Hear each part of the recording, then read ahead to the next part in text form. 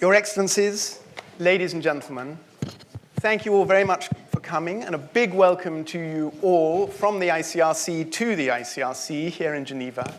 My name is Hugo Slim, and I'm the head of policy at the ICRC, and it's my pleasure today to facilitate our meeting here today. So thank you for coming. We are here to reflect upon and learn from a very special diplomatic process that has been taking place. The event today is called Diplomacy at the Service of Humanitarian Organizations. Objectives. And it's very important that we take this time to reflect on this process, which many people in this room and many people outside this room have taken part in a very special and a very humanitarian process of diplomacy in recent years, and that's what we're going to hear about. So we're going to start with a panel of the Secretary of State for Human Rights from Argentina, Dominic Steelhart, our Director of Operations here, and the UK Permanent Representative to the UN in Geneva. And we will hear from them about their reflections on the process. Then I will ask them very politely to step down, and we will get a panel of the forensic team who did a lot of the work on this process. We'll hear from them. And then we will ask them to step down, and we will get up another group, perhaps the most important group of people today, and we will hear the reflections from the families, representative of the families, and from the veterans from Argentina and the UK, who have been such an important part of this process. And I'll give you a chance to have questions during each session to each panel. And then at the end, when we stop, I hope you'll join us all for an apéro outside. So let me begin. It's a great pleasure. I'm going to ask Dominic Steelhart, our Director of Operations at the ICRC, to make a short statement on how this experience has been for the ICRC as an institution. Dominic, thank you. Thank you very much, Hugo. Dear Secretary of Human Rights of Argentina, Claudio Avruj, dear Permanent Representative of the UK, Julian Braithwaite, and dear Permanent Representative of Argentina, Ambassador Carlos Foradori, and dear President of the Commission of Families of Deceased Soldiers, dear guests, welcome to this event. It's a real pleasure to welcome you today to this important gathering on the theme, as Hugo just introduced, of diplomacy at the service of humanitarian objectives. We all remember when at the end of 2016 a landmark agreement was established between Argentina and the United Kingdom concerning the identification of the dead in the Falkland Malvinas 30 years after the armed conflict that took place between these two states there.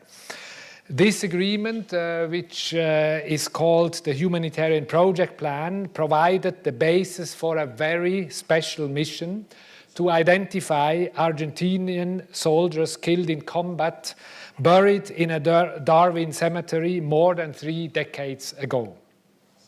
In doing so, it also established a shared intent to bring answers to the families of the missing, who had been living without news about the fate and whereabouts of their loved ones ever since. The International Committee of the Red Cross, as a neutral, impartial, and independent humanitarian actor mandated to protect and assist people affected by armed conflict and other situations of violence, was invited to play a specific role here. Drawing upon one of our key areas of action, restoring family links and work in favor of the missing and in particular also their families, we were invited to contribute in particular through our expertise in the area of humanitarian forensics to the identification of the dead, working with local partners and in support of the families of the missing. This is the first time that the ICRC has been directly engaged in a forensics-focused humanitarian project, which has been established in terms of mandates by 2 states. As the Director of Operations at the ICRC, I'm very glad that our forensics team could contribute to this important initiative, and to know that you have had the chance to exchange together with them during the technical meetings which have taken place over the past 2 days, highlighting both the successes and the challenges of that particular project.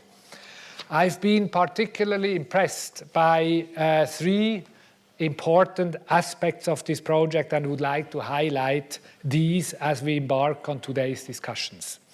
The first and the most important aspect is the human dimension of this endeavor.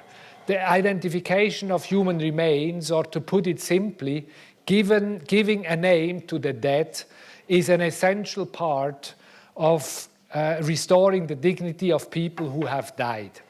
For the families, doing so provides at least part of the answers to the kinds of questions that have been haunting them for many, many years.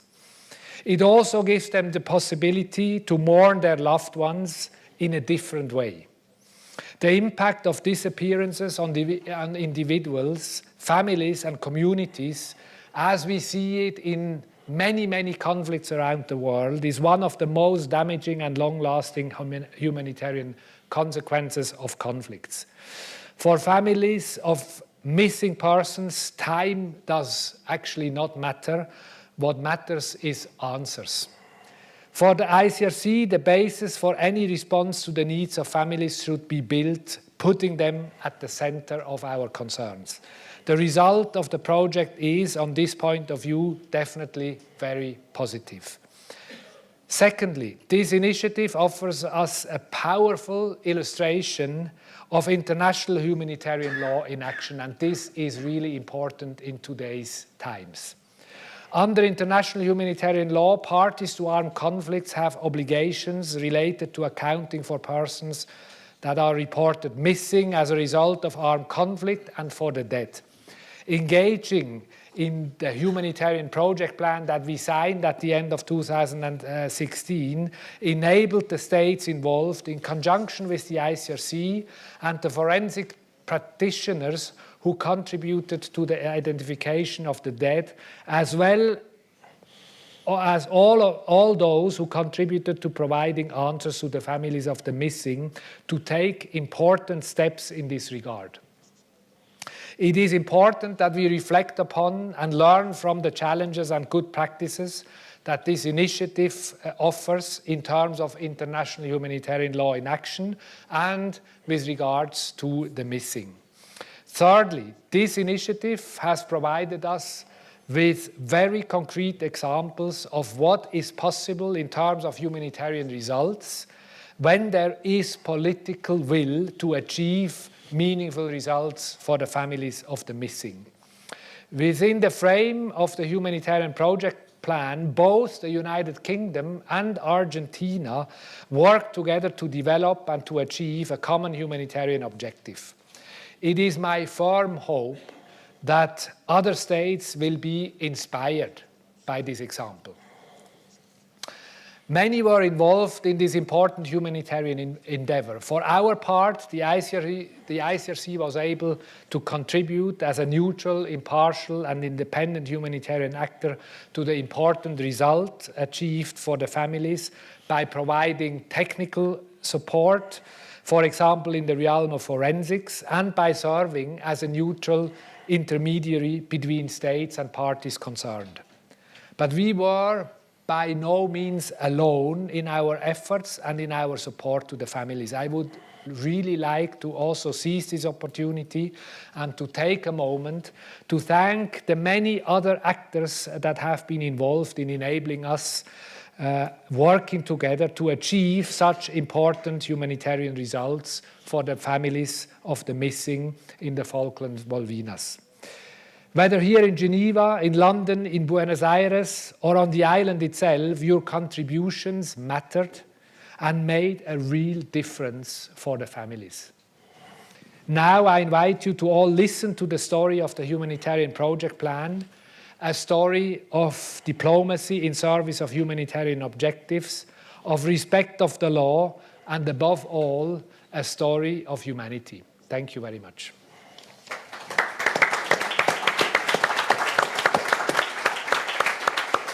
Thank you very much, Dominic. And before the representatives of Argentina and the United Kingdom speak, we've got a film, as Dominic's just said, that we'd like to show you that I hope will give us strong visual images of the project. So please watch that, and then we can hear from our state representatives.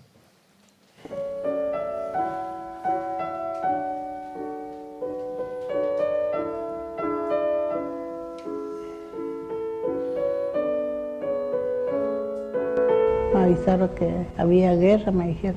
Y yo le dije, mi marido le dije, capaz se fue mi hermano. Vinieron junto con un oficial a comunicarnos que Claudio estaba muerto, pero no sabían tampoco. Los padres no teníamos mucho tiempo para esperar. Y ahí empezó todo el calvario mío. Yo lo estuve tratando de localizar durante más o menos 22 años. La vida nuestra cambió totalmente, ¿no? Llegó un momento de que ella no quería vivir más, porque me lo decía. Sin mi hijo ya la vida no tiene sentido. Se hizo dura toda esta espera y ahora estoy en paz. Me siento tranquila. More than 35 years have gone by since the South Atlantic conflict between Argentina and the United Kingdom began. Raquel and Norberto are parents of Argentine soldiers buried in Darwin's cemetery. Like dozens of relatives, they suffered the consequences of the war and the uncertainty of not knowing what had happened to their children. The ICRC played an important role from the beginning of this story. Recording and following up on prisoners of war's personal details was one of the ICRC's first activities. In addition, the ICRC managed to reestablish contact between soldiers and their relatives during the war. In 1991, the ICRC organized the first trip for relatives to the cemetery. Yo fui en el año 91. Ahí es donde nos encontramos de que mi hermano no estaba identificado. Y eso fue lo que alimentó la esperanza de mi mamá, de mi abuela. Como dijo mi mamá, si yo lo mandé con nombre y apellido. Many family members realized that the gravestones of their loved ones bore the inscription, Argentine soldier known only to God. They had no first or last name. The Humanitarian Project Plan was agreed upon in 2016 between Argentina, the United Kingdom, and the ICRC. It was implemented in 2017. As a result, 90 soldiers were identified. Toda persona tiene el derecho a ser identificada tras su muerte, y eso aplica también a quienes murieron en el campo de batalla, como muchos de los que están enterrados en este cementerio.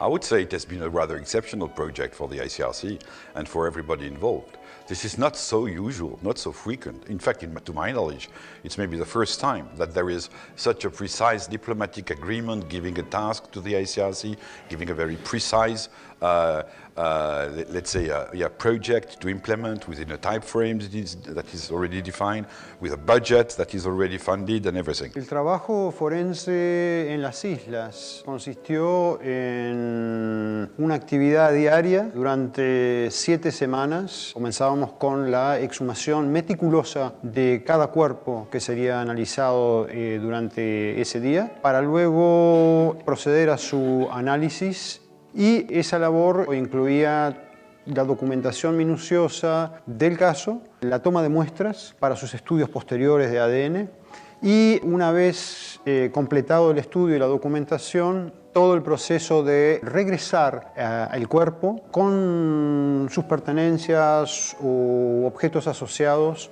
cuidando la dignidad de esos cuerpos y de las muestras que se tomaban. In December 2017, the ICRC presented the reports to both governments at its headquarters in Geneva, Switzerland. The Argentine teams informed the families of the results of the work. Cerrar esa etapa de dolor para nosotros fue sanador.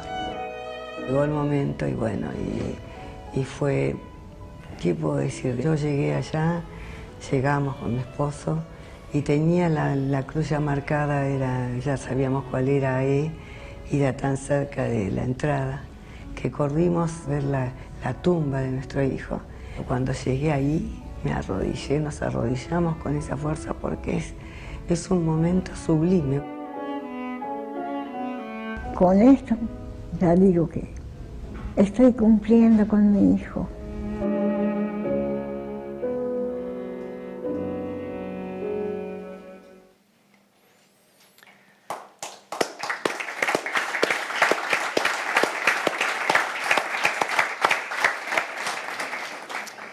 Secretary for Human Rights, please could you share with us Argentina's experience and thoughts?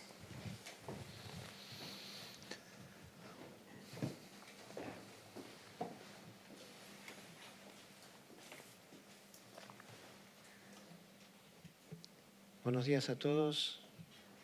Muchísimas gracias por esta posibilidad. Dominique, Hugo, embajador. En honor a la verdad, mi saludo a los familiares, María Fernanda, a los combatientes, Jeffrey Cardoso, Julio Aro, y a todos por estar presentes en este evento.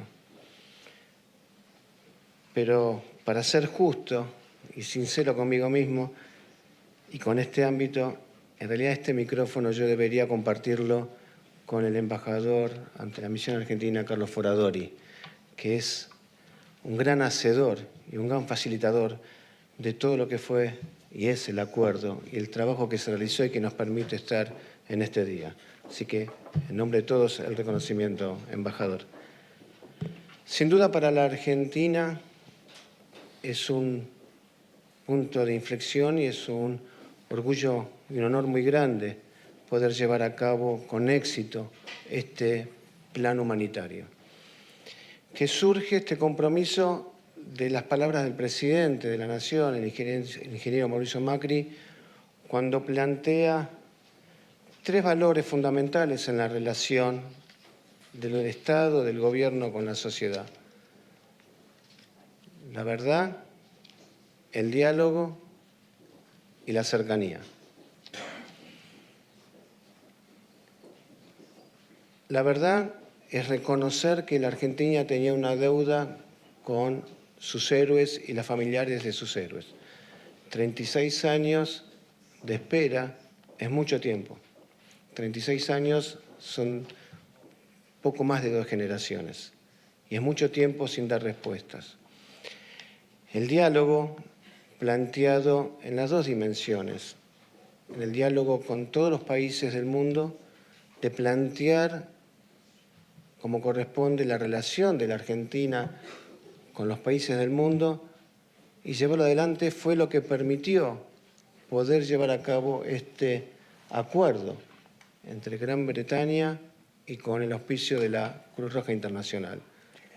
Y esto también es un hecho inédito y un hecho para ponderarlo desde la política, y la política puesta al servicio de la gente.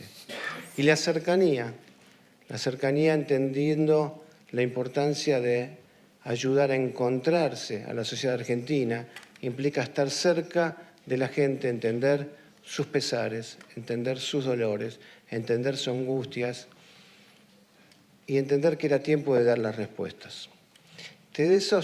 Partiendo de esas tres premisas es que pudimos llevar adelante esta tarea y cuando me toca a mí como secretario de Derechos Humanos ser convocado para coordinar hacia adentro del gobierno el trabajo, realmente me sentí muy honrado y con un desafío muy grande por delante. Y aquí también entraba en juego el desafío del diálogo. ¿Cómo hacer dentro de un gobierno, y un gobierno grande como es el Estado argentino, dialogar y acordar con todas las partes?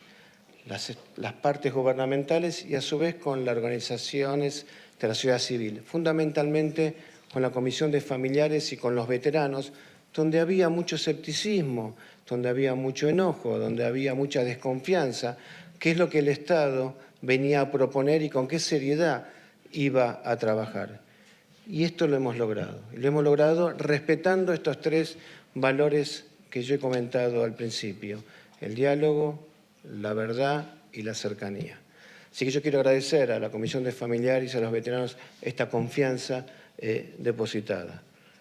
Brevemente, con algunas filminas, explicar qué es lo que hemos hecho.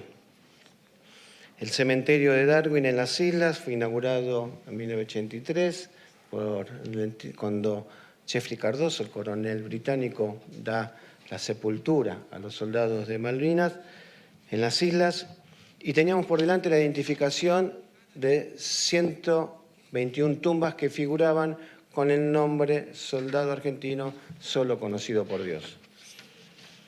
Para poder llegar a ese trabajo, ¿qué es lo que hicimos? Se contactaron 174 familias, de las cuales 333 personas fueron las que pudimos establecer el diálogo. De esas 333, 310 personas dieron efectivamente la muestra de ADN que posibilitaba luego la identificación. Y finalmente, después del trabajo del equipo de antropología forense, después de mucho tiempo, el viaje histórico con todos los familiares de aquel momento de los 90 héroes identificados a las islas. Al interior del gobierno, ¿cómo lo hicimos? Trabajaron muchas áreas. En primer lugar, en cabeza de la Cancillería, quien llevó adelante el proceso del acuerdo con Gran Bretaña y fue coordinando y monitoreando todos los pasos que íbamos dando. El Ministerio de Desarrollo Social, un área importante en cuanto a la contención y asistencia social a los familiares. Hay que entender que luego de 36 años uno trabajaba con familias cuyos padres son de edad muy avanzada y que requería un cuidado, una delicadeza en el trato muy especial.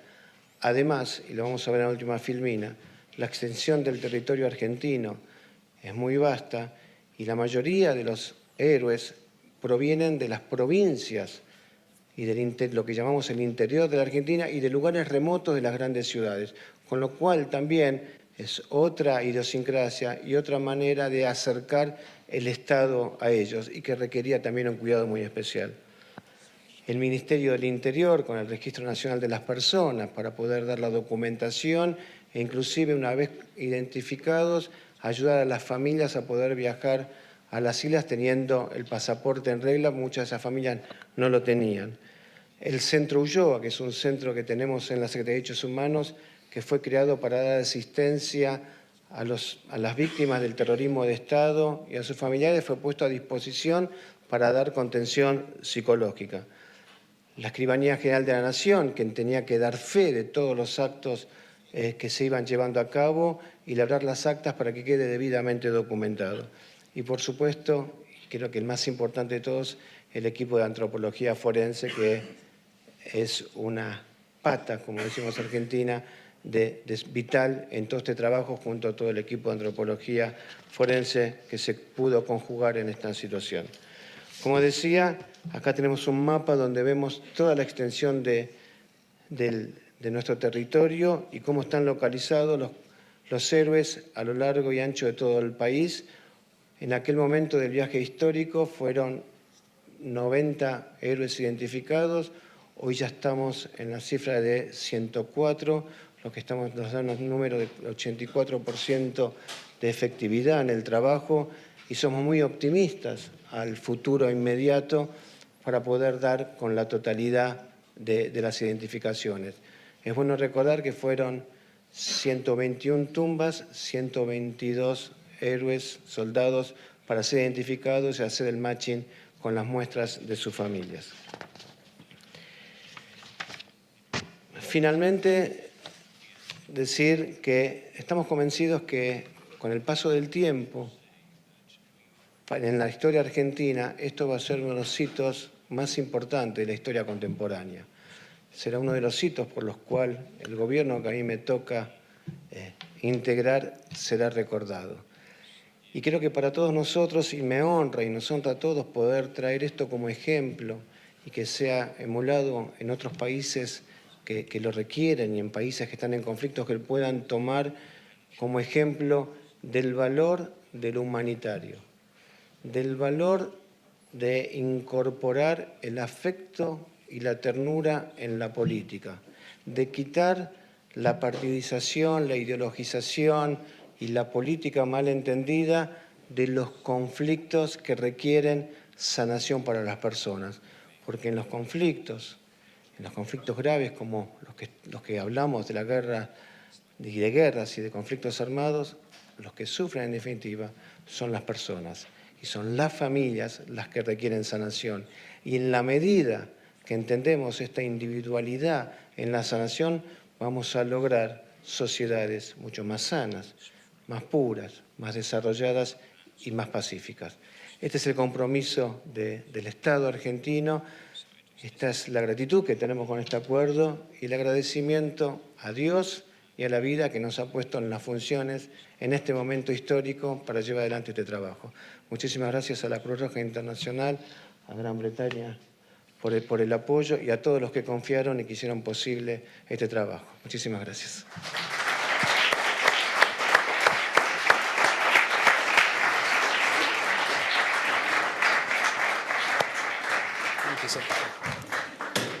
Secretary of State, thank you very much for that important statement. I'd now ask the British to share their experience. Thank you, Ambassador.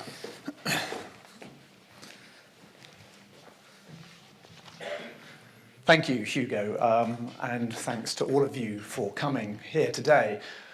Now, I'm a diplomat, and as you'd expect, I'm going to give a diplomatic speech, but I think for all of us who saw that video just at the beginning, I think it brings home really what this was really all about.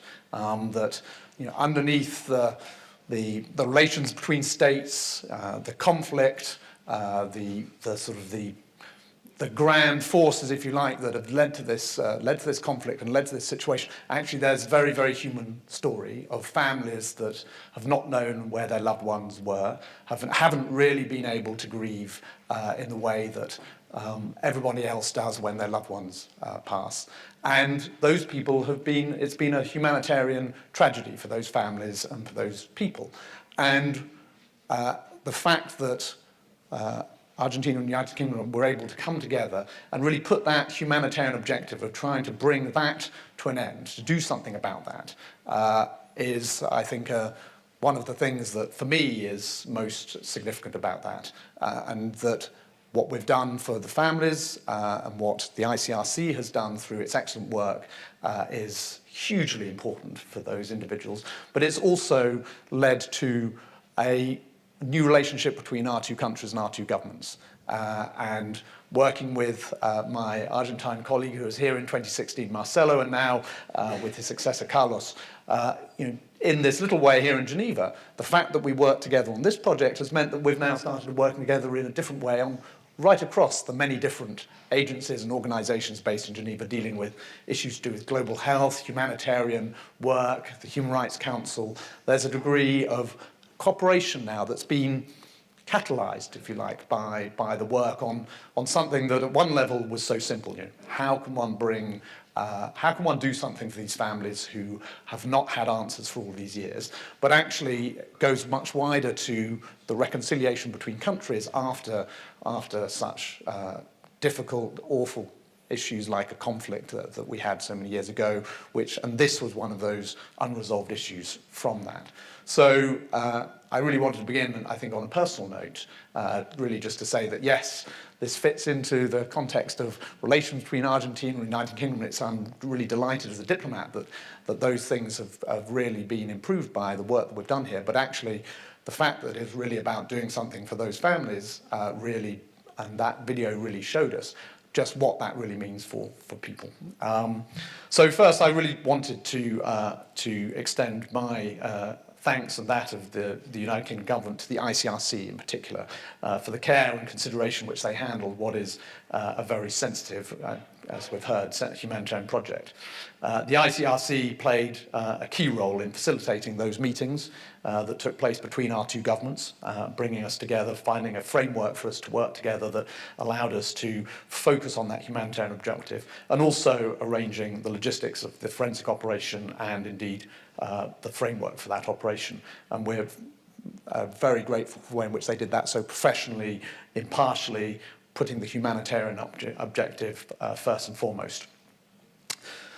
The UK's top priority from the outset was to ensure that the family members of the fallen soldiers finally received knowledge of their fate.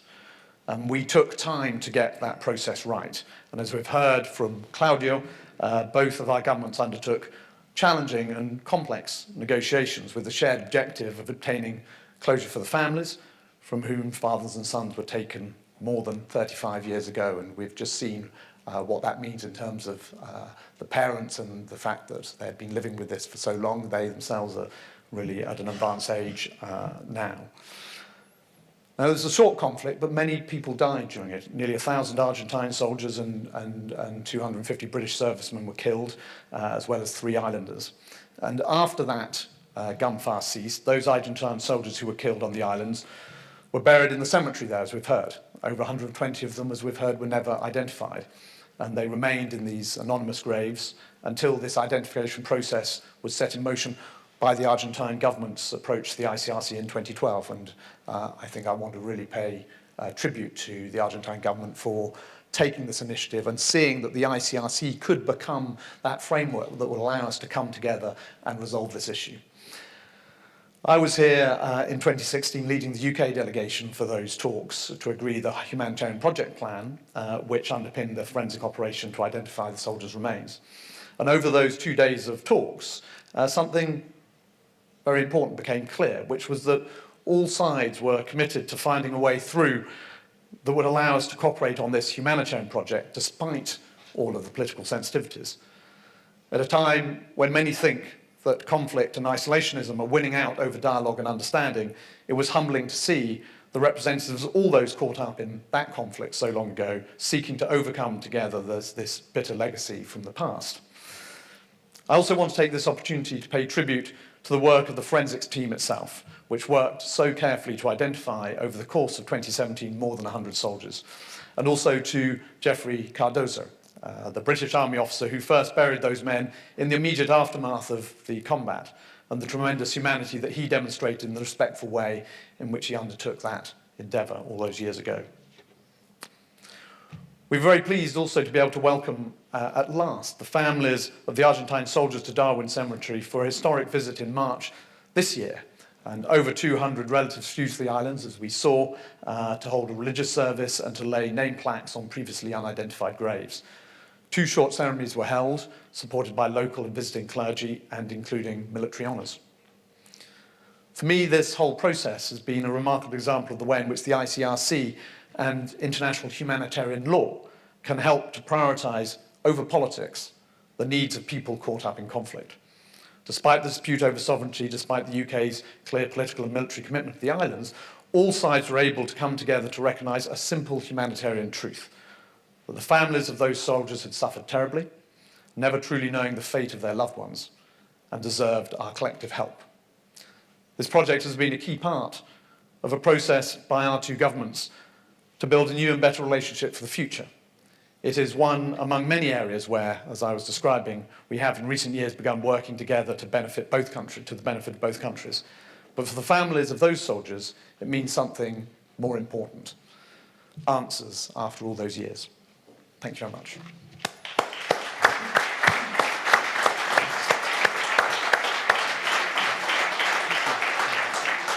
Ambassador, thank you very much, and thank you all. The Ambassador and the Secretary of State have said they're very happy to take a couple of questions. So if there are a couple of questions about the role of the two governments or the experience of the two governments in this case, please do, or something for Dominic in the ICRC, please do ask them. But if not, anyone want to ask a question? If not, I suggest then we move on. I want to thank both governments, the British government and the Argentinian government, very much for sharing their experience, and also I think you feel the admiration of the room. So thank you very much for coming and sharing that with us, and for all that you have done. Thank you very much. Now I'm going to ask you to step down, and then we're going to have a forensic panel. So thank you very much. Thanks, Jim. Thank you very much. Thank you, sir. Thank you very much. I'm going to now ask the forensic team to come up with Morris and others.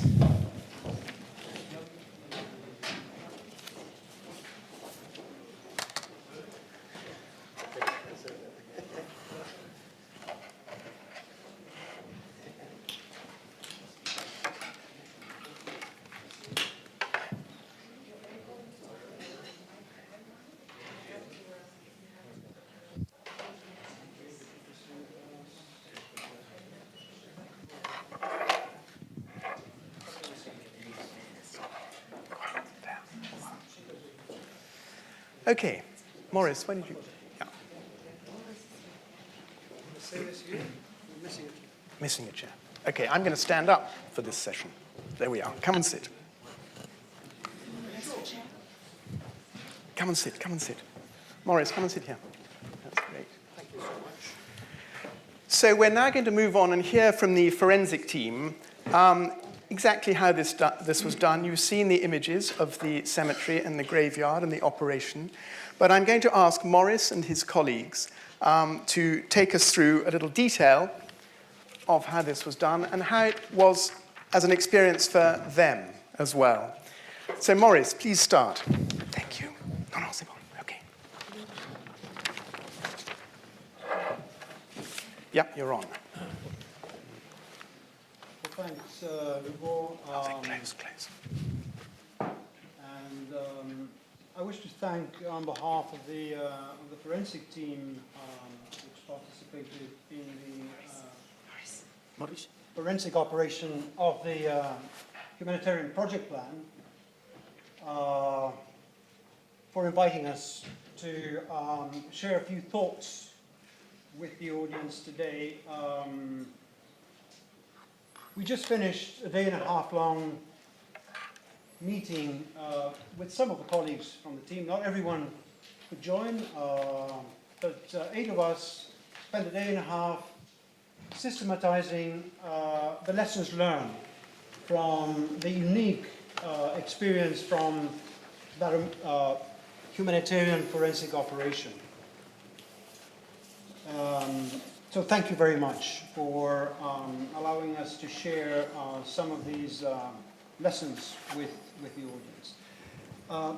Some of us here will have to leave very shortly. We have planes to catch. So I will invert the order of speakers and invite... the flyers first. Okay. Yeah. Who's Professor John Clark to take the floor first, because you're the first one heading off to the airport. So, John, the floor is yours. Thank you. Thank you very much, Morris. I apologise for being rather informal, but I didn't know I was to be here until yesterday, so there we are. But it's more the garb of a pathologist anyway. My background is that I'm a forensic pathologist from the United Kingdom who has been involved in international work really for the past 20 years or so in various countries. Principally that has been for the International Criminal Courts in The Hague, for former Yugoslavia and for the International Criminal Court, and have done a lot of work for them. The focus there, of course, was on gathering evidence for a crime, so gathering scientific evidence for criminal prosecution rather than identification. The ICRC mission to the Malvinas was different in that this was purely humanitarian and focused on identification. Also different was the scale. I mean, we had fewer bodies we were dealing with. We had a shorter time period to work in. And the infrastructure was with less permanent facilities to work in. But what was common to all of these missions was it required the same level of forensic expertise and the same adherence to international standards. also the same working together of specialists from different countries, which all with a common aim, which worked very well. Now, each of the international missions I've been involved with over these 20 years has been different. I've learned something from each one, and I've taken ideas from each one onto the next one. I've certainly learned a great deal from the Malvinas mission, and lots of new ideas of techniques and working together and documentation and all the rest of it to take on to the next one. Last night, Julio, one of our latest speakers, in the restaurant, we were having a meal, just asked me straightforward, what did I think about my involvement in the Malvinas mission? And I told him that, you know, having done all this work over the 20 years in different countries, I found this one by far the most rewarding and emotionally satisfying. And that was immediately supported by all my colleagues around the table. They felt the same. It was a privilege to have been involved in something like this with such a strong humanitarian purpose and really with such a positive ending. And I will finish there. John, thank you very much. Mercedes. Okay, buenas tardes, good afternoon. Mi español es bastante mejor que el Spanglish, así que voy a hablar en español. Creo que yo tengo un poco la responsabilidad de explicar la importancia de la relación, la interacción del profesional forense con las familias, que es algo que marca y marcó siempre este proyecto humanitario, en el que, en palabras de Dominique, el centro tiene que ser necesariamente las familias. Hay un papel del profesional forense y una responsabilidad que nosotros teníamos que llevar a cabo. Muchas veces, y me encanta tener a un familiar delante en el que tuvimos una interacción que yo voy a intentar transmitir. Todo el mundo sabe a lo que se dedica un forense. Cuando uno piensa en un profesional forense, siempre piensa en la alta, elevada responsabilidad que tiene la localización, en los aspectos técnicos que tiene la recuperación de un cuerpo, el análisis de un cuerpo y la identificación de un cuerpo. Pero en general se termina ahí. La concepción del forense termina en el imaginario, en la entrega de un informe técnico con certeza, en el que uno guarda escrupulosamente cada aspecto para que sea confiable. Pero los aspectos forenses tienen un impacto que va muchísimo más allá de esto y que forman parte de la responsabilidad enorme en transmitir eso que nosotros vimos a la familia, en todas esas expectativas que se estaban creando, poder comunicarlas, poder responder a sus preguntas. El proyecto, el Plan de Proyecto Humanitario, yo creo que marcó, y mis compañeros seguramente no me dejarán mentir, marcó dos aspectos muy novedosos en nosotros. Yo trabajo para el equipo argentino de antropología forense hace muchos años. Hemos trabajado en conflicto, posconflicto, violaciones de derechos humanos en muchísimos países. Pero este proyecto marcó algo muy diferente. Cuando nosotros llegamos al cementerio y empezamos a abrir las sepulturas, perfectamente planificado, perfectamente documentado, nunca pensamos que fuéramos a encontrar el reflejo de lo ideal en la tierra. Nunca pensamos que íbamos a encontrar lo que nosotros recomendamos a hacer y que nunca hemos visto, de hecho, enterrado. Vimos cómo los cuerpos estaban enterrados más allá de los aspectos forenses, enterrados con un respeto, con una dignidad, con una voluntad de preservación para el futuro, con un intento de identificación frustrado en ese momento, pero que hizo posible que pudiéramos hacerlo más de 30 años después, que a mí personalmente me impactó. Nunca antes, y llevo más de 20 años trabajando en esto, vi algo así. Esto nos permitió trazar, comparar y llevar lo forense no solamente al momento en el que estábamos abriendo las sepulturas, sino a 30 años antes. Fuimos capaces de reconstruir qué pasó. Fuimos capaces de trazar esos cuerpos. Y eso era parte de la responsabilidad que había que transmitir a los familiares, porque es parte del consuelo que se le puede dar a una familia, que va mucho más allá de la identificación o del aspecto técnico. Es el respeto y la dignidad de saber, después de haber notificado a más de 100 familias, que sus familiares no estuvieron tirados en el monte como perros, como era el imaginario, que no fueron mordidos por animales, sino que alguien con nombre, apellidos, con cara, los recuperó, los llevó dignamente, intentó identificarlos, los marcó, los documentó y preservó su cuerpo para el futuro. Eso es una responsabilidad que nosotros teníamos que transmitir. Y es una enorme responsabilidad porque era parte del consuelo. Seguramente María Fernanda lo hablará del otro lado, cuando nosotros intentamos transmitir eso.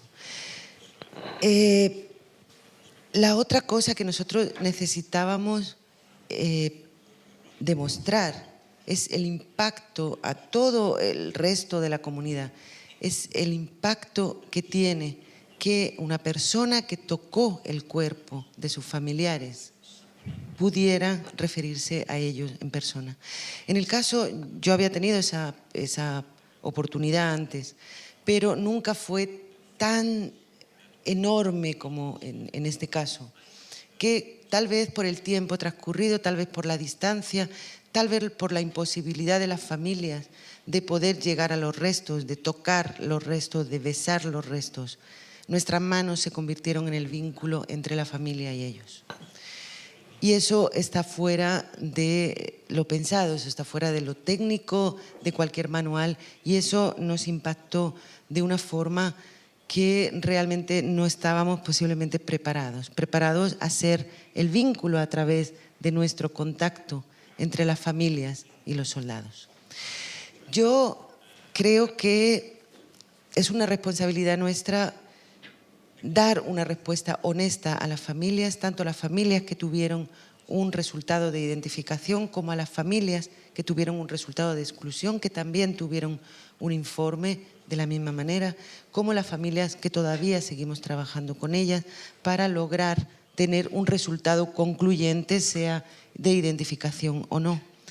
Pero esa responsabilidad desde el aspecto forense en dar una respuesta honesta hasta donde se sepa, sí, y coordinada, es parte también de nuestro ámbito. Y creo que debe ser entendido y creo que poco a poco vamos a ir intentando diseminar esa idea, que es mucho más allá, que no tiene alcance seguramente la idea de lo que podemos hacer desde la parte técnica y cómo algo tan simple como estar delante del familiar dándole la respuesta de lo que vimos y transmitiendo nuestra propia impresión puede causar en la vida de otros. Yo creo que es parte también de la obligación de que la familia esté situada en el centro, que nosotros desde cualquier parte, como forenses, como políticos, como diplomáticos, estemos dando las respuestas a la familia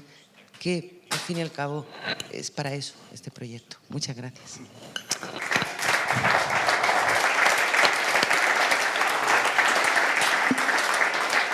Mercedes, thank you very much, and very important to hear 3 words there: dignity, feelings, and consolation. And thank you for making those points. John, thank you too. You're going. Thank you.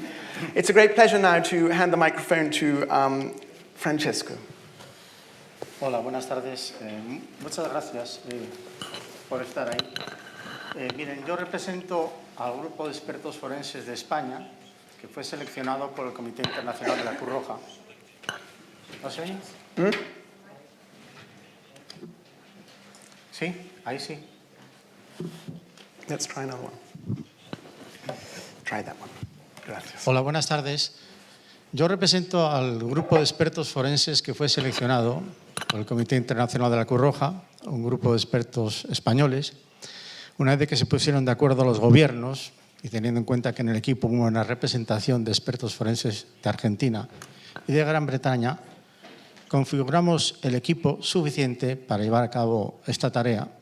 Y en primer lugar lo que quiero es agradecer a las autoridades de los gobiernos y al CICR y particularmente a las familias ese depósito de confianza que hicieron con nosotros. Como ha dicho Mercedes, y tengan en cuenta que la misión de un médico forense siempre es intervenir en conflictos humanos. Siempre estamos interviniendo en conflictos humanos. Somos unos médicos, por eso, un tanto especiales. Y por eso nosotros, en esa dimensión, tenemos como eje central de la tarea a los familiares, a los perjudicados, a los afectados, a los que se convierten en víctimas. Y, por lo tanto, hay un nivel de altísima responsabilidad cuando se intervienen en estas tareas forenses que tienen una dimensión científico-técnica, aunque quizás en este acto es mucho más interesante hablar desde el corazón. Y es desde el corazón también como quiero dirigirme particularmente a los familiares. Los familiares y la sociedad argentina han de saber que sus autoridades y el CICR pusieron todos los medios técnicos y humanos necesarios para llevar a cabo esta investigación. No nos han faltado medios ni condiciones para poder resolver en el plano técnico el problema que se suscitaba. Esto es muy importante porque no siempre intervenimos con el mismo nivel de apoyo institucional. Y por lo tanto, eso que quede claro y que lo sepan ustedes. Nosotros tuvimos la tecnología del siglo XXI en un lugar tan lejano y tan difícil. Y pudimos trabajar, por otra parte, sin ninguna interferencia política. Trabajamos con total independencia de criterio en el plano estrictamente científico. Esto es muy importante. Y yo, para finalizar, simplemente, puesto que se han cumplido las expectativas, el diseño del HPP, que se demuestra que es viable y que, por lo tanto, tendrá aplicación también en el futuro, simplemente lo que quiero decir para finalizar es que nosotros, comprometidos desde el plano profesional, también tenemos sentimientos y nos encontramos muy satisfechos de los resultados alcanzados. Nos corresponderá en el mundo de lo científico poder explicar esta experiencia y, por lo tanto, saber que hemos cumplido aquello que estaba diseñado en origen, en plazos, en economía y en tiempo de ejecución. Simplemente para finalizar, muchas gracias y estamos a su disposición.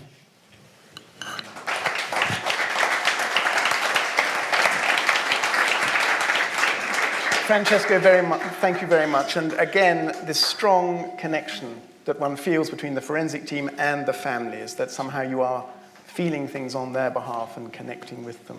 So it's science and it's heart, which comes through very clearly. Thank you. Maurice, I'm going to let you, this is the mic that works, I think, so try that one.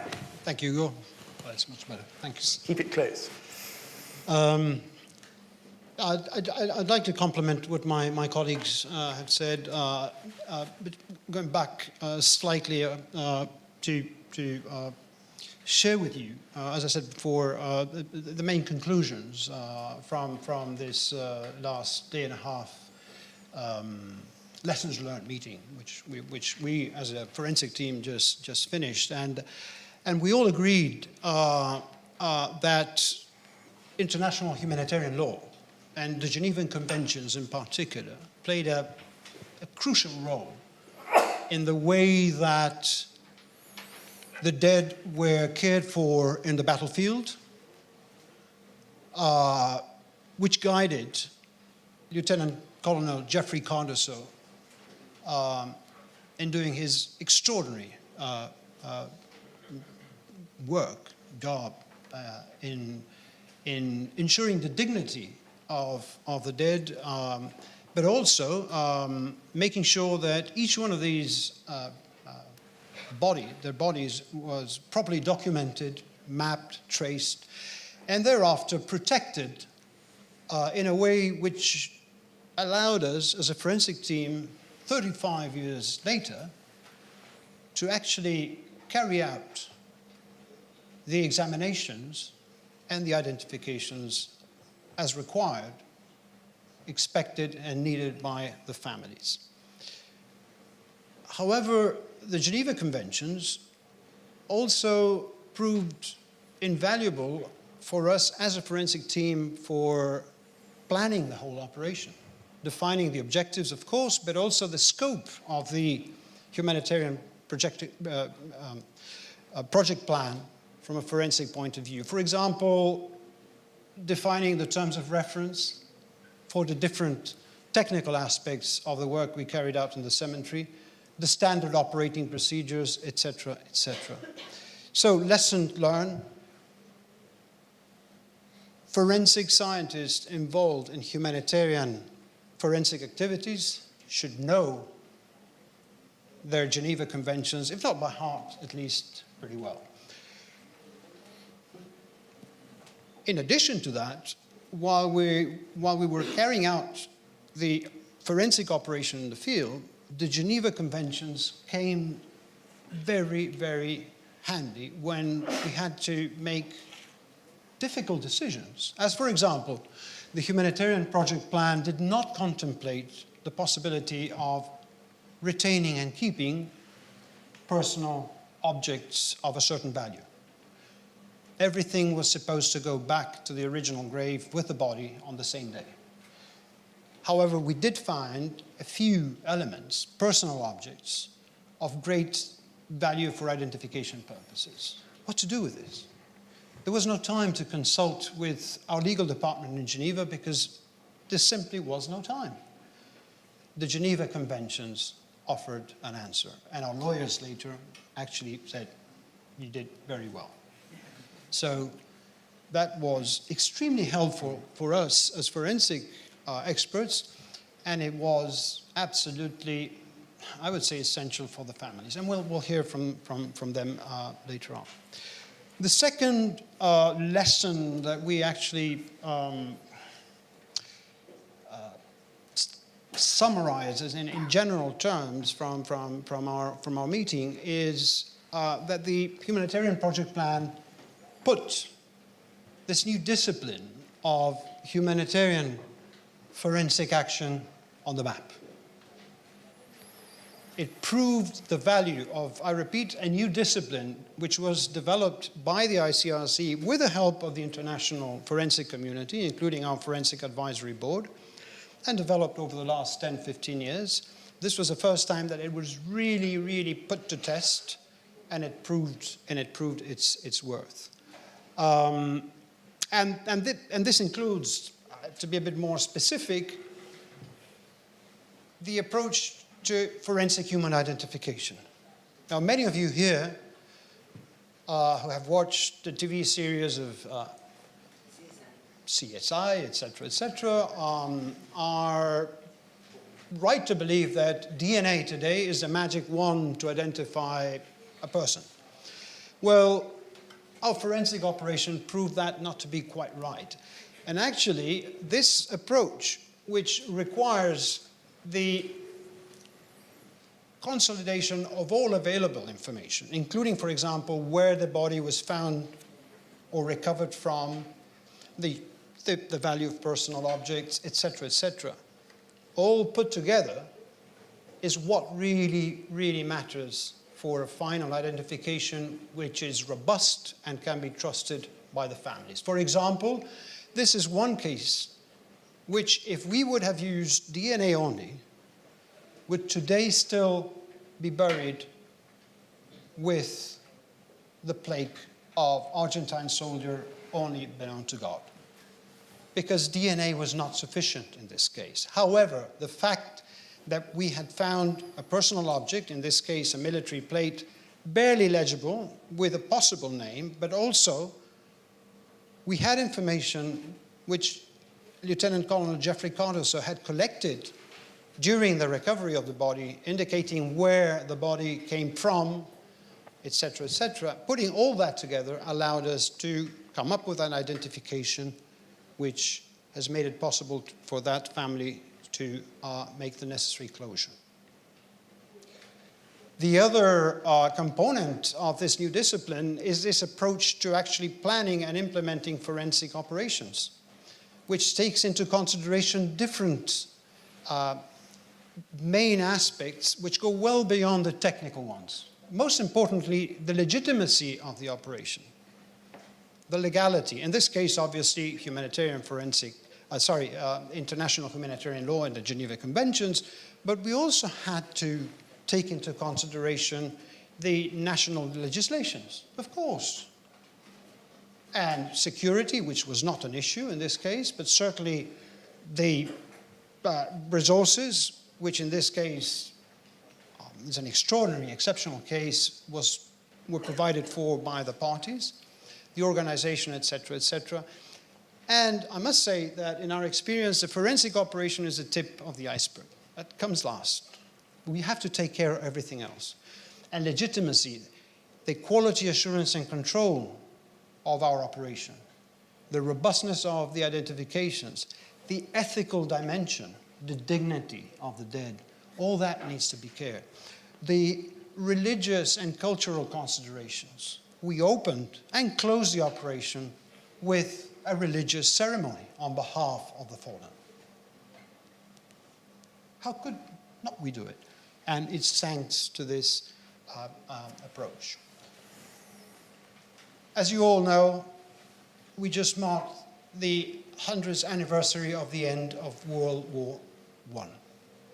There are still 700,000 people missing from that conflict, and families still knocking on the door of the ICRC for answers. Much was learned since then, and today we have tools to make sure that this is possible. The last Mother's Day in Argentina in October saw many of these mothers who had waited for years, for decades, for an answer, actually being able to fulfill their closure. So this is now available for all of us to use. And the model that we, all of us, and I thank, of course, my colleagues in the ICRC, but especially the parties and all the stakeholders, many of whom are present in this meeting, for your involvement and your help in this operation. I'd like to finish by quoting the late High Commissioner for Human Rights, Sergio Vieira de Mello, who many of you know died in a terrorist attack in Baghdad in 2003. He said, when he opened the 2003 ICRC conference on the missing and their families here in Geneva in February 2003, he said, in my experience, resolving the missing and addressing the needs of the families is one of the most contentious, difficult, but fundamental components of peace building. And in my opinion, in my personal opinion, the humanitarian project plan has proven him right, absolutely right. And last but not least, and I'll finish with this, I have a little thing here. Now these are 14 stones, small stones, which actually come from the cemetery. At the end of the operation, we collected 122 stones representing each one of these unidentified soldiers, with the promise that they would go back with a name. They have also served to explain to some people who asked us, why so much effort? Why so much? The families they know their loved ones are dead. They have done their mourning. They know they're buried somewhere. Well, after talking to many of these families, we came to realize that each of them has been carrying what is in Argentina known as a stone in the shoe, a chip on the shoulder, since the day that they realized the loved one had died and they could not place a wreath in their grave. 35 years walking with a stone in their shoes. It's kind of suffering that they endured. putting a name to these soldiers was taking these stones from their family shoes and helping them close the process of mourning. So I would like to hand out these stones to Maria Fernanda, and ask you, please, when possible, to actually bring them back to the cemetery, together with Julio Aro and Jeffrey Cardoso, two veterans who actually helped make all this possible. Come on.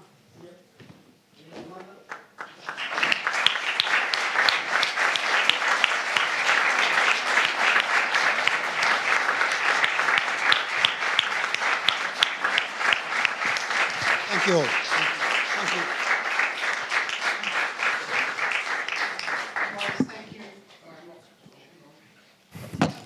Morris, thank you very much for that, and thank you all. And again, we can take some time to ask some questions of the forensic team. So please, if you have, we also have Oren, who's the head of the humanitarian forensics team at the ICRC, and we have Laurent Courbaz, who led the operation originally on behalf of the ICRC.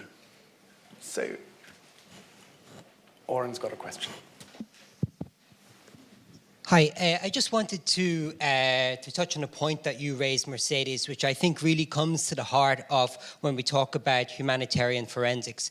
And that often forensic scientists are perceived as being just in a lab, hidden away somewhere. But it's that connection, it's more than just that part of the process, it's a journey. And I think it's the ability for forensic scientists to be able to help tell a story, to be able to explain sometimes the unexplainable to families is essentially important. And it's creating the environment in which that can happen with responsible training, psychosocial support, and that. And I wanted to understand, because you mentioned it played a key role here, whether that's something you have seen in your world experience. I know myself, it's something I've personally seen myself, and the importance of being able to help tell a story. So I just wanted to get maybe your opinions on that, to maybe underline an aspect that is not that frequently brought to the surface. It's a long question. It's a long answer. I think, I mean, try to explain why the importance, why a forensic expert or a forensic professional has to refer to the families directly, why the importance of this is just thinking, when you go to the doctor and you are sick, what do you prefer? To have the doctor in front of you, giving you the explanation, or do you prefer a secretary? I mean, we are not, we have no doubt of this, but we have doubts of the other. Also from the forensic part, not every forensic person wants to be in front of a relative because of we are also human, yeah, underneath. And not everyone is able to keep this away and don't allow them emotions. So it's a bit of combination. But of course, I think that we are not able, as I said, to realize the impact that just our presence in front, yeah, the respect that we can transmit to the other, just being there and answering their questions, that is the point. I think we cannot realize, and it's very difficult to explain to our organizations in general, to medical legal institutes, to politicians, to the judge, to the lawyers. It's quite difficult. I would love to listen from the relative's point of view. What is the difference? Why is this important? What is not only in terms of this respect to reply honestly and in a transparent way what we saw, what we believe, what is the limit in our science, what is the limit in our knowledge about the case, yeah, what they were their expectations, and what we can give back, what sometimes is a minimum part of what we know it's needed. Yeah, but I think you never know how far our actions as forensics in this explanation, can be. The impact that really we can have just being the person in charge of give this explanation. We are far away to understand this. Yeah. Mercedes, thank you. I'm going to, we want now to get to the families and the veterans themselves. I want to thank each of you. Francisco, I want to thank you on behalf of the ICRC for everything you've done in this process. Mercedes as well, thank you for everything. And I want to thank Maurice, because those of us at the ICRC have watched him over the years, so busy, so committed to this job. So Maurice, I just want to take this moment publicly on behalf of the ICRC to thank you. Thank you.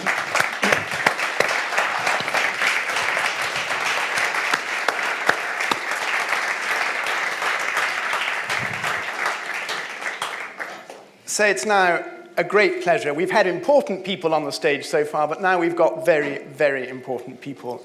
So please, Maria Fernanda, Jeffrey, and please, Aruja as well, come on up to the stage. Thank you.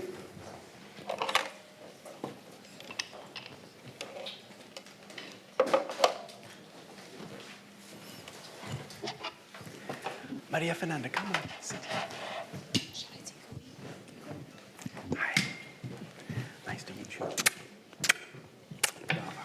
Come and sit here.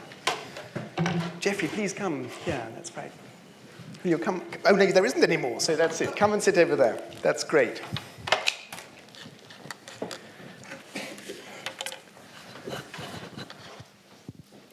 So now we have the most important moment of all, because we have here the people who represent the families, the veterans, all the things we've heard about so far has been done because of the people you are and because of the people you represent. So I'm now going to ask each of you why this has been such an important process for you, for the families, for the veterans, and personally. And I'm very glad to feel some emotion in the room. I think we are feeling some emotion because this is an emotional subject. And so let's stay with the heart and the head. And Maria Fernanda, I'm going to ask you first your experience and why this has been so important a process for the families. Bueno, yo voy a hablar hoy como hermana. Soy la hermana del héroe Elvio Eduardo Araujo, caído en Monte London, de las Islas Malvinas. Y como escuchamos recién, 36 años. En el año 91 nosotros pudimos llegar por primera vez, sabiendo por la Cruz Roja que no teníamos una cruz con el nombre y el apellido. Cuando llegamos en el año 91, mamá y papá la buscaron igual. Necesitaban verlo. Cuando fehacientemente vieron que era real lo que nos decían, eligió mi mamá, conjuntamente con la mamá de González y la mamá de Arrascaeta, porque sabemos que mi hermano muere con Arrascaeta y con González, decidieron las tres mamás buscar 3 cruces juntas que dijeran soldado argentino, solo conocido por Dios, que era soldado argentino conocido por el Señor en ese momento, que lo había puesto Jeffrey. Y a partir de ahí, mamá lo que nos dijo es, esta va a ser nuestra cruz, esta va a ser mi cruz, pero todos los que están acá son mis hijos, porque mi hijo es Malvinas y Malvinas es mi hijo. Esas fueron las palabras de mamá. Transcurrido el tiempo, también yo pertenezco, represento y hoy me toca presidir esta gloriosa institución que se armó con tanto amor a través de primero del dolor y después del dolor estas mamás que vieron hoy, este puñadito que vieron hoy, nos enseñaron a transformar todo ese dolor en amor. Y se formó esta comisión, la Comisión de Familiares de Caídos en Malvinas e Islas del Atlántico Sur. Transcurrido el tiempo, y cuando pudimos realizar los viajes y podíamos llegar al cementerio, siempre íbamos, en el caso de mi familia, a la cruz que había elegido mi mamá. Cuando comenzaron con esto, cuando aparece Julio, que a veces yo me pregunto y se lo he preguntado, ¿cómo es que se le ocurrió? Porque a nosotros, por lo menos en lo personal, voy a hablar de lo personal, en mi familia, no se nos había ocurrido el tema del ADN. Tal vez, pensándolo y estudiándolo, fueron miedos de que Eduardo no estuviese. Y era preferible por ahí quedarse en ese lado, ¿no? En el lado del confort y decir, bueno, me quedo con esto y no quiero seguir. Por eso esta institución también en algún momento se opuso a este trabajo.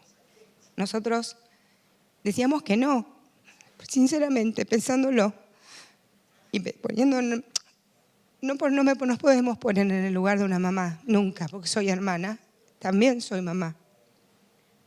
Creo que estábamos aterrados de que nos digan que el cementerio era representativo y que no había. ¿Por qué? Porque al no haber respuestas cuando terminó la guerra, por eso se forma esta institución y esta comisión, por la falta de respuestas.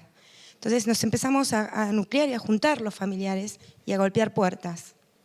A medida que yo fui creciendo, cuando vi sufrir muchísimo a mamá y a papá, que hasta a mamá le llegaron a decir, pasado más o menos un mes, que Eduardo no aparecía, quédese tranquila, señora, su hijo vive. Estaba internado, malherido, en Campo de Mayo. Hasta eso tuvimos que pasar. Buscar. Y buscar, porque con mucho dolor tengo que decir que durante casi 35 años el Estado, a los familiares de los caídos en Malvinas, exclusivamente a nosotros, porque de este tema no se hablaba, porque del tema de la guerra no se hablaba, se levantó una alfombra y se escondió. Era como la papa caliente, nadie la quería tocar, nadie se quería acercar. Nos quedaba a nosotros buscar respuesta, entonces era ir a golpear y empezar a hablar con los compañeros, con los que habían vuelto. Así fuimos reconstruyendo la historia, y la historia que pudimos reconstruir de Eduardo era que una bomba, él estaba en Monte London, que una bomba cayó en la posición y el cabo que estaba con mi hermano, aturdido porque esa bomba lo hirió de la cintura para abajo, cuando se pudo arrastrar y pudo llegar a la posición, porque se cae antes de llegar a la posición, porque la posición se hizo un cráter, él lo que me dijo en el año 2013, yo me entero en el año 2013 que Eduardo murió. Y en el año 2013 me entero que Eduardo había sido muy lastimado. Literalmente se lo pregunté. Y él en la oscuridad me pudo explicar lo que él pudo sentir, nada más. Pónganse en el lugar de este hombre, ¿no? Entonces, realmente nosotros construyendo todo esto, yo pensaba, ¿qué nos van a decir? Que Eduardo no está. Mi mamá creo que pensaba lo mismo. Y acá viene la parte de lo que decía hoy nuestra antropóloga Mercedes, la importancia. Tampoco nosotros nos habíamos dado cuenta de eso cuando nos sentamos enfrente de ella, porque tampoco sabíamos que estaban ellos dándonos el informe, no sabíamos. Para nosotros era todos los pasitos, era como un empezar a caminar. Cuando Mercedes nos comunica que Eduardo había sido localizado, que había sido identificado, y nos empieza a contar, dice, porque Eduardo tenía sus pantalones, sus calcetines, y ahí como que empezamos a caer en conciencia, y ahí mi mamá le dice, espera, ¿vos tocaste a mi hijo? Sí, le dice ella. Entonces, como pudo, mamá empezó a acercar su silla, porque la tenía enfrente, y dice, acércate y dame las manos. Y ahí yo también empecé a entrar en conciencia, digo, Dios, esta persona tocó a mi hermano que lo buscamos 36 años. Lo tocó. Chau la doctora, chau todo. Era Mercedes, era ella. Eran sus manos. Entonces mamá dice, le besaba las manos, todos, hasta mis hijos. Mis hijos no lo conocieron a mi hermano. Pero fueron esas manos que lo acariciaron. Esa fue la respuesta. Y mi mamá tuvo dos respuestas, la caricia de Mercedes, y cuando ella nos empezó a contar qué tenía puesto Eduardo, que ahí yo empiezo a escuchar y le pregunto, ¿estaba muy lastimado? Y dice, no. Yo pensé que mi hermano literalmente estaba destrozado y que había quedado fundido en Monte London. No, tenía lastimaduras en el pecho, impactos de una bomba. ¿Se imaginan el alivio? Como dijeron recién, ya está muerto. No importa. No se imaginan el alivio que fue para mi mamá y para mí. Saber que no estaba lastimado de la manera que habíamos pensado. Y ahí Mercedes nos dice que alguien lo había tapado. Y mi mamá, que todavía está, gracias a Dios, es la mamá que te cobija. Y es la mamá que tapó a su hijo hasta el día que se fue a la guerra. Es la que te abriga los pies y la que te bendice. Entonces mamá quiso saber, ella dijo, alguien tapó a mi hijo. Alguien lo arropó. Esas fueron las palabras de mamá, porque alguien lo había, con otra chaqueta, le había tapado la cara. Dice, yo quiero saber, y quiero agradecer, y quiero besar esas manos que arroparon a mi hijo, que hicieron el trabajo que tendría que haber hecho yo como mamá. Salimos de ahí, le digo, mira mamá, que es muy probable que el que lo haya arropado haya sido un inglés. Y mi mamá me miró con esas miradas que tienen las mamás. Y inglés, escocés, esquimal, son manos de un humano que arroparon a mi hijo. Y ahí entendí todo. Y esto que sirva de ejemplo. Lo que hicieron, lo que hizo Jeffrey, inglés. Cuando llegó a las islas y vio que había cuerpos esparcidos, como humano, él dejó el inglés con los argentinos, que se había hecho la guerra o había sucedido eso, y pudo, desde el corazón, ponerse en el lugar de mamá, ponerse en el lugar de papá y en el lugar de hermano. Julio Aro, que tuvo esa necesidad de saber dónde estaban sus hermanos, sus compañeros, cuando él fue por primera vez y no vio los nombres. Se le ocurrió eso que a nosotros no.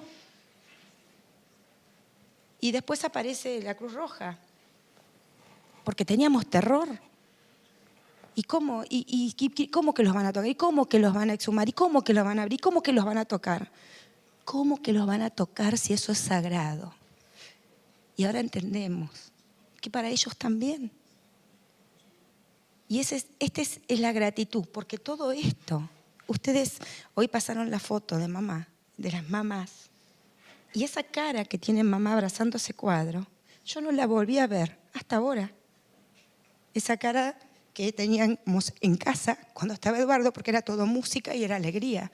Mi hermano tocaba la guitarra, mi papá tocaba la armónica, en casa era música, y ahora vuelvo a ver esa mirada, porque mamá, de alguna manera, todos ustedes, y Mercedes, se lo trajo, porque lo que dijo mamá fue, hoy lo volví a parir.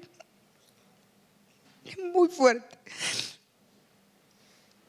Todos los que están acá, Claudio Abreu, empieza, yo les diría que me ha soportado enojada, y la paciencia que nos ha tenido a los familiares, y nos pudo reunir a todos los organismos que hoy aparecieron acá en la foto, para que nosotros, los familiares, estemos en paz y sepamos quiénes iban a trabajar, cómo y se iba a trabajar. Carlito Fradori, gracias eternas, y a cada uno, y la pieza importantísima también a nuestro querido Eduardo Ornequian. Nosotros, la Comisión de Familiares, decimos que no tenemos una hada, tenemos una hada madrina, que es él. Eternamente agradecidos a todos, y que sepamos y que esto sirva de experiencia a los demás, a otros países que tengan conflicto o que tengan algo parecido a lo que nos pasó. Es increíble que lo esté diciendo, pero que confiemos, porque esto de reencontrarnos con nuestros seres amados, pues ya no son queridos, son seres amados, sana aunque vean lágrimas, es de emoción. Me volví a reencontrar con mi hermano y eso sana. Y de parte de todos los familiares, de parte de la Comisión de Familiares de Caídos en Malvinas, gracias.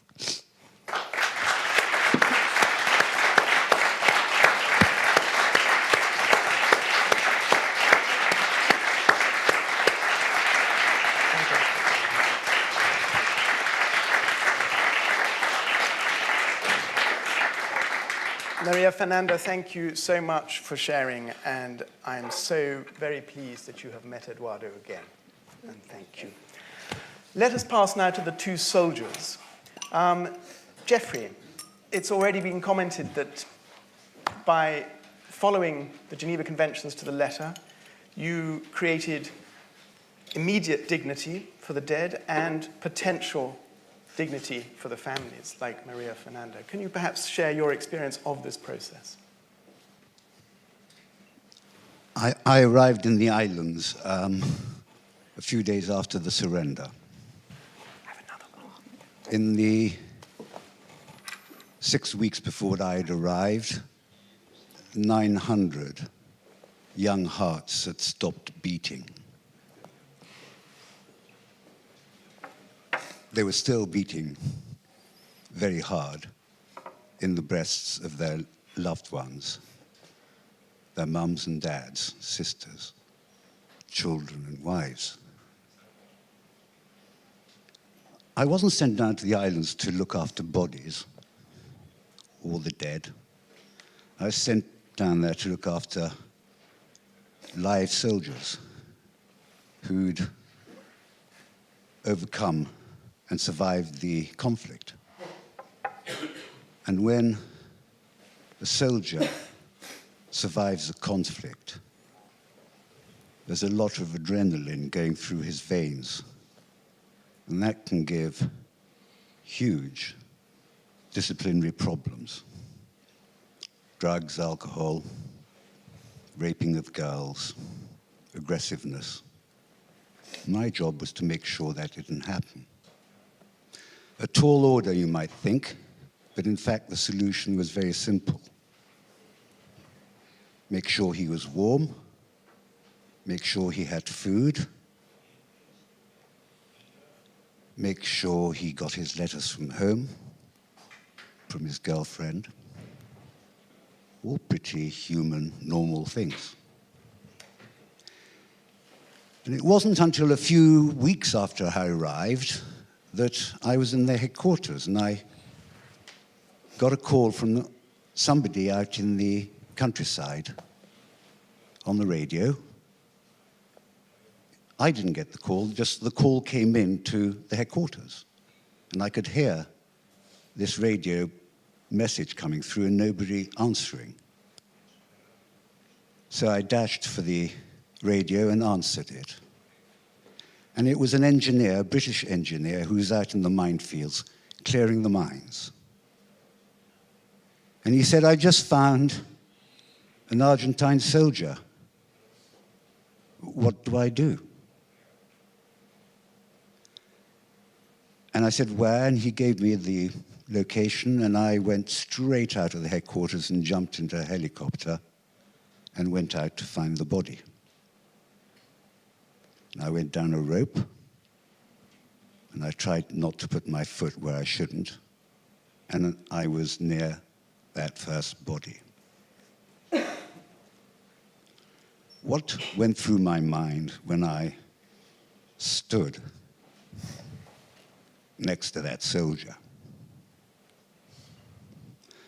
It wasn't international humanitarian law. It wasn't the Geneva Convention. It was my mother. My mother, before I left England to go to war, had kissed me, had hugged me hard.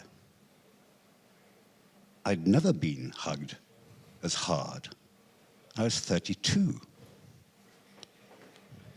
And so, as I stood next to this first Argentine warrior, my thoughts were immediately to his mum. And then the next soldier and his mum. And every pace I took with that soldier, his mum was there. A few days later, I was on Mount Longdon. And on the western approaches of Mount Longdon, windswept, was this lonely body. I was there on my own with a radio in my pocket, and I looked out on the horizon, and there at my feet was this young man. And I called with my radio a chaplain and a bagpiper, and they arrived in a helicopter within the next half an hour. And we covered this man so that the animals and the cold wouldn't get to him. And a few months later, when I was given the job of recuperating all the bodies, I went back to get this man, and I put him into plot B of the cemetery. That man is the brother of the girl whom I'm privileged to be sitting next to on my right.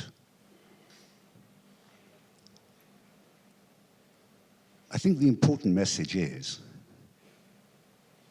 that any soldier would have done what I did.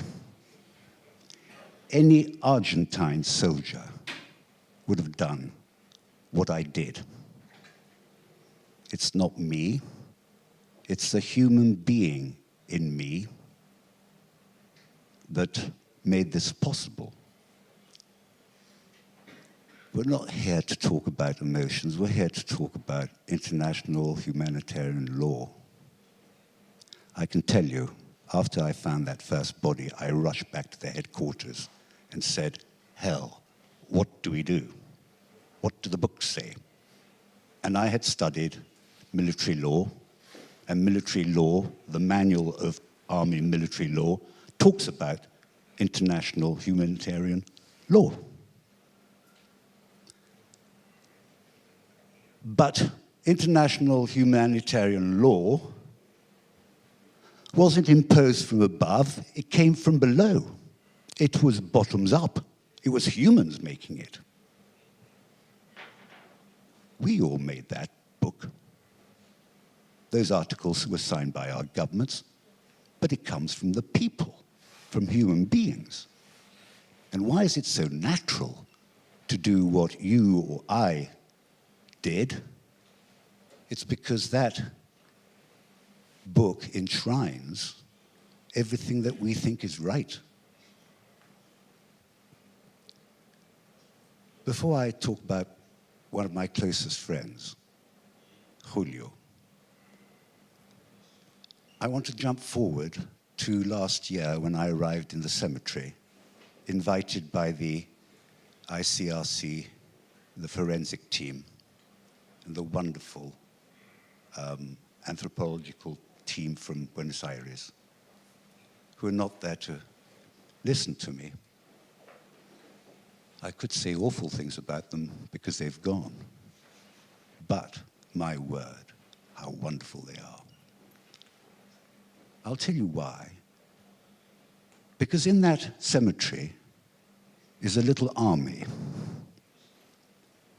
It's my army. My soldiers. They were all orphans. Their mums and dads were at home. And these guys were lost. And so when I had the privilege of being invited to the cemetery to help with a few details, the team there, I can tell you I was very defensive about my army. how is this team of forensics going to deal with my boys? I shouldn't have worried. I cannot tell you or overemphasize the respect of every single one of that team. I saw them taking bodies out of the ground. I saw them working to try and find who he was. I could not imagine the professionalism, the rigor, the discipline, but I underline it 3-4 times, the respect and humanity of this team. And when Mercedes and every member of the team today spoke, probably surprisingly to you, about what they felt as human beings, I can tell you, they were first and foremost human beings with flesh, with a beating heart, before that they were forensics, wearing anoraks and hugely professional. I left the islands, and there was something in my mind which made me feel very sad, that I had not identified most of the soldiers. And as I flew away from the islands and looked out of the window of this Hercules aircraft, the islands became smaller and smaller. And I went back to my normal life, got married, had children.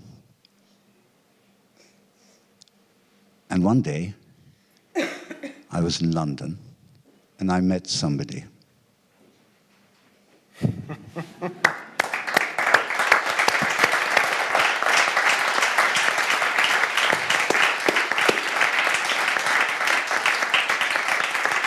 Jeffrey, es cierto, hace 10 años, un mes y un día, Jeffrey se cruzó en mi camino. Nada más que 10 años, un mes y un día. Ese día fue mágico, ese día fue mi intérprete, mi traductor, y gracias a Dios, hoy podemos hacer algo que es maravilloso.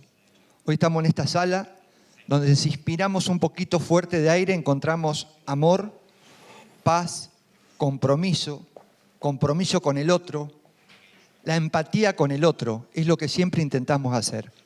Nosotros celebramos que ambos gobiernos estén hablando, estén conversando, estén dialogando. Cuando se pudo separar poner la parte humanitaria y no la parte material, cuando hablamos de personas y no hablamos de territorio, cuando hablamos de seres humanos, los objetivos son estos, los logros son estos. Y siempre el eje central son las familias, las mamás. Esas mamás que hoy, gracias a Dios, la vida me dio 122 madres más. Perdí la mía hace poquito, pero tengo 122 madres del corazón, quien cuando viajo me llaman, cuídate hijo. Y lo hemos logrado con esto. Lo hemos logrado con no un equipo. Cuando uno dice que formó un equipo, yo a veces digo que no fue un equipo. Hoy ya somos una familia muy grande que nos cuidamos unos a los otros. Hoy intentamos comprender desde ese lugar de mamá qué es lo que se siente.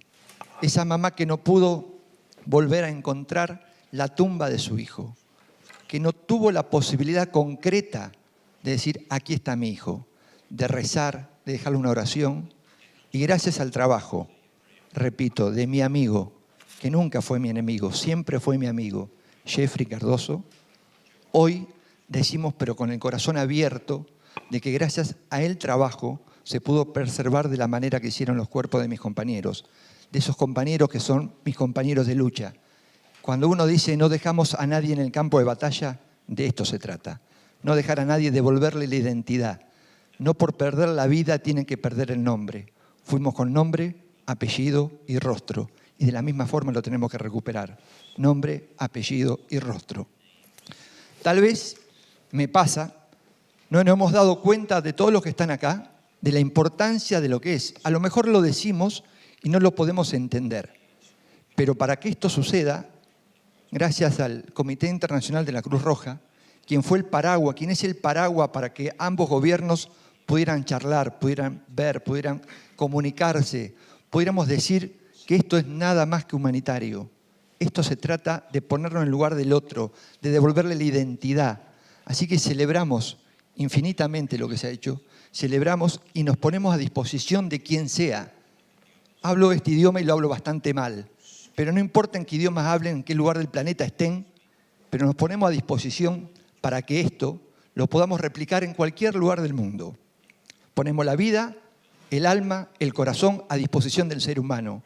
Vemos infinidades de actitudes humanas, pero nos faltan muchos más actos humanitarios y estamos dispuestos a ayudarlos, absolutamente gratis, el corazón arriba de la mesa. ¿En qué podemos ayudar? En tener la empatía con el otro. Aquella persona que tiene la suerte de ser mamá sabrá lo que significa perder un hijo, o entender o ponerse en el lugar del otro. Ojalá nunca lo entendamos, ojalá nunca nos pongamos en ese lugar, porque no tiene nombre cuando uno pierde un hijo. Perdemos al papá o la mamá, somos huérfanos, pero perder un hijo, ni quisiera estar un segundo en los zapatos de esa familia. Por eso, el trabajo que se ha realizado no es trabajo, la palabra trabajo está mal hecha. Lo que hicimos fue con amor y con placer. Es una vocación de servicio, de ayudar a nuestros compañeros, a esas madres, a esos padres que estaban esperando 36 años saber dónde estaban. Hay una pequeña anécdota que se llama Mario, un papá del conurbano bonaerense, que tiene un pasillito muy largo como este, que tiene la cocina en el fondo, y cuando lo fuimos a preguntar si quería, si necesitaba saber, él dijo, sí, cómo no, pero vení, vamos a tomar unos mates. Tomamos unos mates y hacía con el reloj cada rato de esta manera, hasta que en un momento determinado dice, ¿me acompañás, Julio? Sí, Mario, cómo no. Fuimos caminando ese pasillito hasta la puerta de su casa. En la puerta de su casa, bajo el umbral, él apoya su espalda en la puerta y miraba hacia una esquina. 3 minutos, 4 minutos, perdí el tiempo, no sé cuánto tiempo estuvimos. Hasta que de repente me dice, listo, volvamos, ya está. Entramos a su casa, vuelve a preparar el mate, cambia la yerba y dice, ¿viste lo que hice? Digo, no, Mario, no me di cuenta. ¿No viste que en la esquina paró un micro verde? Sí. Bueno, en ese micro, 7 menos cuarto, 7 menos 10 de la tarde, todos los días, bajaba mi hijo. Hace 35 años que lo sigo esperando. 35 años que Mario seguía esperando que de su micro bajara su hijo. Si eso no es crueldad, y hoy gracias al trabajo de Jeffrey, a lo que se ha logrado, hoy Mario no lo espera más. Parece triste, pero es sanador. Hoy Mario no espera más la puerta. Hoy esa mamá que cuando tuvimos la suerte de estar el día 26, que arrastraba los pies, ya no los arrastra. Esa mamá que caminaba corva, ya camina derecha, porque esa mamá está en paz. Esa mamá hoy pudo recuperar la identidad de sus hijos. Así que nosotros, de nuestra humilde lugar, el pequeño granito de arena que pusimos es siempre tener la empatía con el otro, poder ayudar al otro, ponernos en ese lugar que es muy difícil, entender y comprender los miedos, los temores, las cosas, las broncas, lo que dirían, lo que pasará, pero la verdad hay que estar en esos zapatos. Por eso siempre utilizamos lo que dice Morris, lo de la piedra en el zapato, como ejemplo, que es maravilloso de poder entender lo que le pasa a ese ser querido. Así que repetimos, os repito y me atrevo a decirle que lo hacemos con mi amigo Jeffrey, estamos a entera disposición en cualquier lugar del planeta que necesiten que estemos poniendo el corazón, nosotros vamos a estar. Muchas gracias.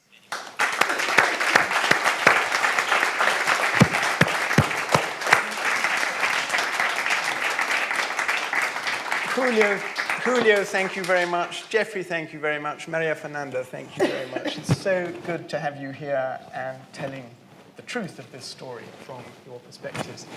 We can take a couple of questions for the panel, if anyone has a question.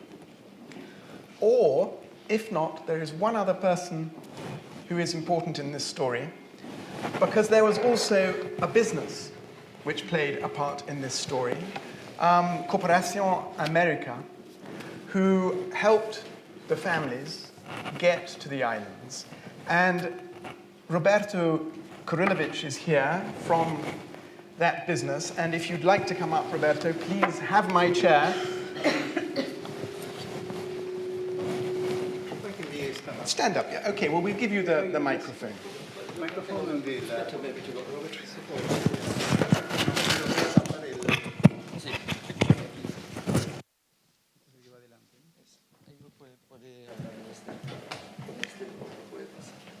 Thank you, families. We've got to give these families a clap again, and the soldiers.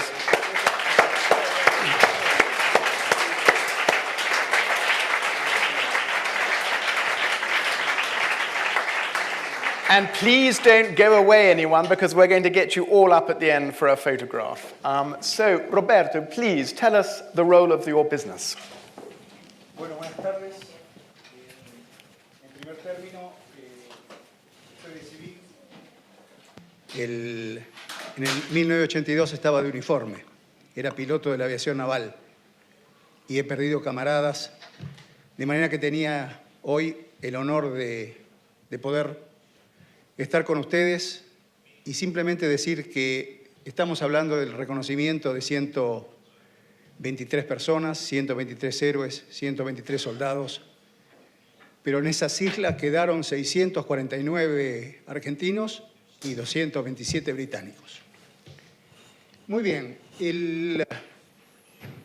simplemente quiero pasarles rápidamente una secuencia de diapositivas que van un poco a resumir todo lo que fue contado y despejar esa profunda emoción que tienen dentro después de las palabras que escuchamos y realmente ver lo que pasó en 36 años. Hoy estoy hablando como civil, parte de una empresa, tal cual lo explicaron, que es Corporación América, a quien la Comisión de Familiares se acercó para recibir el soporte y su voz. El señor Arnequian no dudó un segundo en ponerse a disposición de la Comisión de Familiares y colaborar en todo este proceso. Estaban pasando. Bueno, evidentemente esto es lo que pasó en 1983. Así estaba el cementerio, los honores rendidos por las autoridades británicas y los soldados británicos a los caídos en el conflicto argentinos. Este era el cementerio.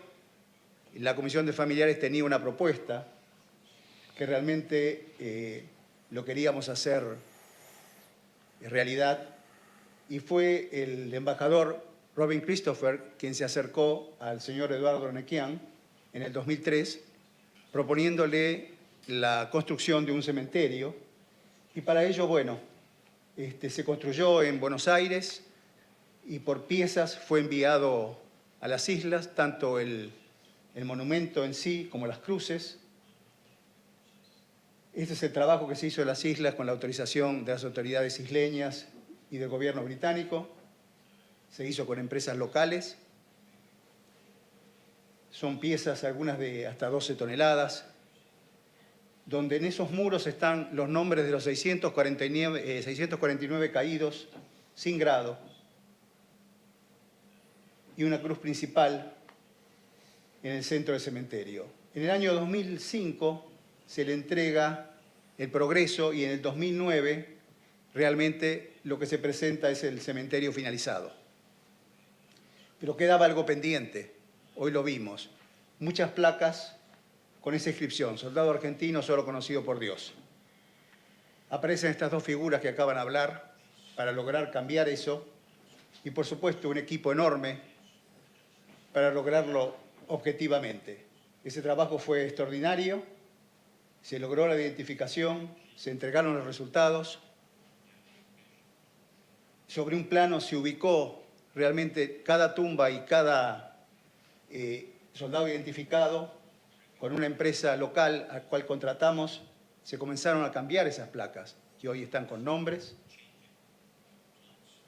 El señor Tim Miller, quien está en esta figura, es quien está encargado de todo este trabajo y el mantenimiento.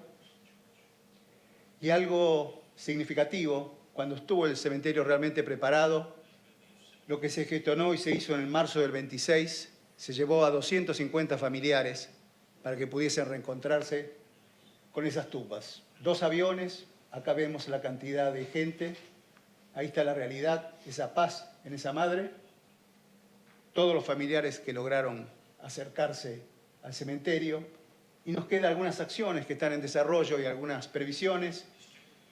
El proyecto de Plan Humanitario continúa con la identificación. La identificación va más rápido que la preparación de la presentación, son 104 hoy los que ya han sido identificados. El acuerdo con la Comisión de Familiares lo hemos colocado dentro de un programa de integridad en el grupo. Hoy nuestro grupo tiene acciones en los Estados Unidos y demás, con lo cual lo colocamos dentro de un programa de integridad.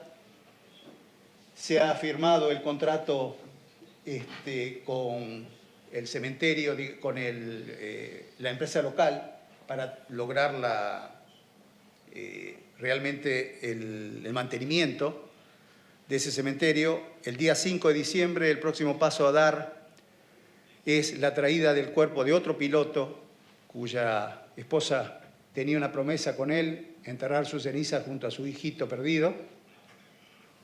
Lo vamos a traer el 5 de diciembre, con los honores militares como corresponde. Y fundamentalmente estamos preparando para la finalización de la identificación todo ese grupo de familiares que no pudo viajar en el primer vuelo, un nuevo vuelo humanitario para lograr ese reencuentro. No se habla de dinero, tal cual lo dijeron, se habla de amor, y solo compensado por ese abrazo de las madres que no saben ustedes hasta dónde llega. Gracias.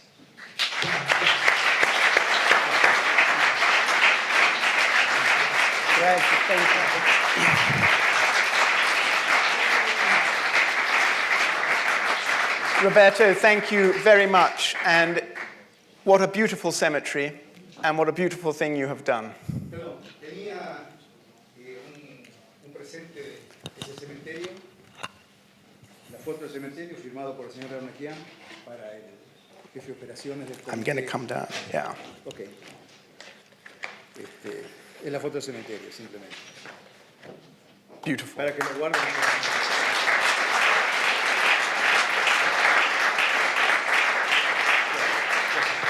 Thank you. And I promise you the ICRC will treasure this. Okay. Thank you. Thank you very much. Excellencies, ladies and gentlemen, I feel that we don't really need questions. I think we've heard a lot. I think we can move to the next stage now and be together as a group. It's been an incredibly powerful afternoon, and I want to thank you all for your part in that. I want to thank everyone who's made this afternoon possible, all of you from Argentina and from the UK for coming and for making this the occasion that it is. Everyone who's flown far and wide and talked to us and shared their experience, thank you for coming. And I also want to thank Renuka as well for making everything so beautiful and putting the white roses and the candles here to remember the people in this cemetery. And also, I want to thank the translators, the interpreters, because you have interpreted beautifully and with feeling. And this afternoon has been about feeling as well as about IHL, as well as about a great achievement by 2 states and by 3 very important groups: British soldiers, Argentinian soldiers, and Argentinian families. So thank you all very much for coming. I'd love everyone now to come up who has been on the panel, and I want Laurent as well to come up and join people as well who ran things for so long. Please come up and stand, and then Louis can film you all as a group. And then I suggest we all give ourselves a huge clap and go and have an aperitivo. Thank you. So come on up, everyone who's been on, and let's see if we can get you up on the platform where we can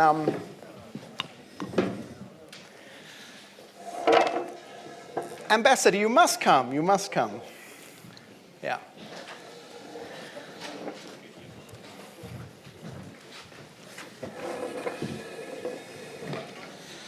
So please come and stand. Yeah, let's come and stand up so we're in the light, and then Louis has good light. Patrick. everybody. That's great. Now I'm in a tangle.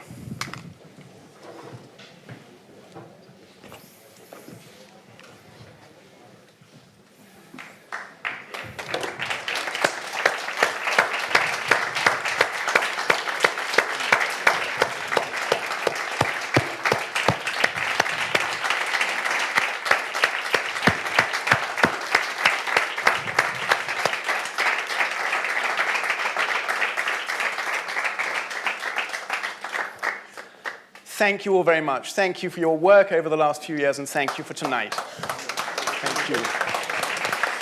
And please now come and enjoy the hospitality of the ICRC.